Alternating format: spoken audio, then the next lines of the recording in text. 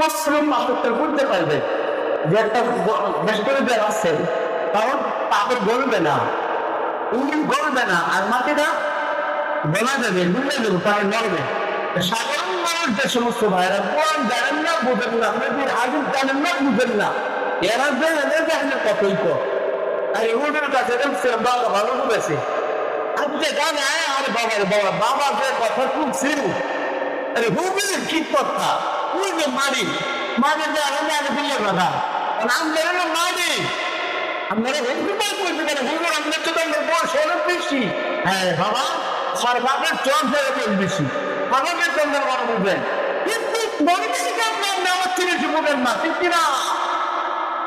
এই কারণে আমরা বাকি যে কোনো বাকি পথ অবলম্বন করবেন না, গুণে হবেন। আমরা তো আল্লাহ দেখা দেখবেন চোখে বলা হবে, গতবার পাঁচটা গুণ নিয়ে আলোচনা